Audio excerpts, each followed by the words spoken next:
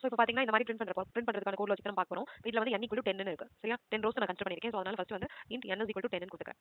Okay எனக்கு rose எல்லாம் print பண்ணுறதுக்கு நான் 1 by 1 போகணும். ஃபர்ஸ்ட் எனக்கு இந்த ரோ பிரிண்ட் ஆகணும், செகண்ட் இங்கே போகணும். ஸோ எவ்வளோ டைம்ஸ் வந்து எனக்கு ரோஸ் ட்ராவல்ஸ் ஆகுது அப்படின்னு பார்த்தீங்கன்னா 10 டைம்ஸ். அதனால ஐயோட வேல்யூ வந்து 1ல இருந்து 10 வரைக்கும் ரன் ஆகும். So for int I is equal to 1, I less than equal to 10, அதாவது 10 இப்போ nல இருக்கு அதனால n I plus plus. ஓகேவா? ஓகே ஸோ இப்போ திரும்ப நம்மளுக்கு j ஓட வேல்யூ ரன் பண்ணும். கரெக்டா j வந்து இப்போ எத்தனை காலம் இருக்கு பாருங்க. 1ல இருந்து 10 வரைக்கும் எனக்கு காலம்ஸ் எல்லாமே இருக்கு. அப்போ j ஓட வேல்யூ பார்த்தீங்கன்னா n வரைக்கும் ரன் ஆகும். Okay for int j is equal to 1, j less than or equal to n, j plus plus. இது எல்லாத்துக்கும் நம்ம என்ன பிரிண்ட் பண்ணோம் அப்படின்னா ஸ்டார் பிரிண்ட் பண்ணும். ஸோ இப்போ இந்த இடத்துல நான் என்ன கொடுக்குறேன்னா system dot out dot printல நம்ம ஸ்டார் கொடுக்கும்.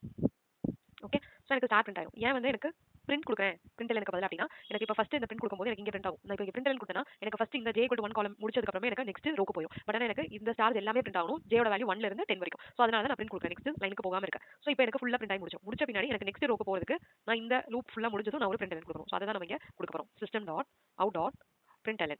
ஓகே கொடுத்து நம்ம ரன் பண்ணி பார்க்கலாம். ஸோ இந்த மாதிரி கொடுத்துட்டு நான் இப்போ ரன் பண்றேன். எப்படி பிரிண்ட் ஆகுதுன்னு பார்க்கலாம். எப்படி பிரிண்ட் ஆயிருக்கு பாருங்க. ஸ்கொயர் பிரிண்ட் ஆயிருக்கு. 10 rows 10 columns பிரிண்ட் ஆயிருக்கு. பட் ஆனா எனக்கு ஹாலோவா பிரிண்ட் ஆகல. ஹாலோவா பிரிண்ட் ஆகலனா நடுவுல ஃபுல்லா எனக்கு ஸ்பேஸ் வேணும் இல்லையா, அது பிரிண்ட் ஆகல. சோ அந்த கண்டிஷனை நம்ம எப்படி கொண்டு வர போறோம்னு பார்க்கலாம். சோ எனக்கு இங்க ஸ்டார் தான் பிரிண்ட் ஆகணும். பட் ஆனா இந்த கண்டிஷன்ல மட்டும் எனக்கு ஸ்டார் பிரிண்ட் ஆகணும். I equal to 1 ஆவோ n ஆவோ இருந்துச்சுனா எனக்கு கம்ப்ளீட்டா இந்த மாதிரி பிரிண்ட் ஆகும். கரெக்ட்டா? சோ அப்ப இங்க என்ன கொடுக்கறேன்னா if ஏன்னா எனக்கு ஃபர்ஸ்ட் ரோக்கு ஃபுல்லா பிரிண்ட் ஆகணும், லாஸ்ட் ரோக்கு எனக்கு பிரிண்ட் ஆகணும். அதனால if I equal to 1 or I equal to n இருந்துச்சுனா எனக்கு ஸ்டார் பிரிண்ட் ஆகும்னு கொடுத்திருக்கேன். இல்லாட்டினா என்ன பண்றோம்? else என்ன பிரிண்ட் பண்றோம்? எனக்கு ஸ்பேஸ் பிரிண்ட் ஆகணும் இல்லையா else குள்ள. ஏன்னா எனக்கு ஹாலோவா இருக்கணும்னா எனக்கு வந்து ஸ்பேஸ் பிரிண்ட் ஆகணும். அதனால system dot out dot print space. ஓகேவா? சோ இப்போ கொடுத்து ரன் பண்ணி பார்க்கலாம். இந்த மாதிரி பிரிண்ட் ஆயிடுச்சு. ஓகேவா? எனக்கு ஃபர்ஸ்ட் ரோ பிரிண்ட் ஆயிடுச்சு, லாஸ்ட் ரோ பிரிண்ட் ஆயிடுச்சு. பட் ஆனா எனக்கு காலம்ஸ்க்கு பிரிண்ட் ஆகல. காலம்ஸ் ஃபர்ஸ்ட் காலம்லயும் லாஸ்ட் காலம்லயும் மட்டும் பிரிண்ட் ஆகணுமா? நடுவுல வந்து ஸ்பேஸ் இருக்கணும். அப்போ j ஓட வேல்யூ என்னவா இருக்கணும்? ஃபர்ஸ்ட் காலம்னா j equal to 1, j equal to n. So அந்த கண்டிஷனையும் நம்ம ஆர்ல ஆட் பண்ணோம்னா நமக்கு கரெக்ட்டா பிரிண்ட் ஆகும். j equal to 1 or j equal to n. அவ்வளவுதான். சோ இது கொடுத்து ரன் பண்ணி பாருங்க.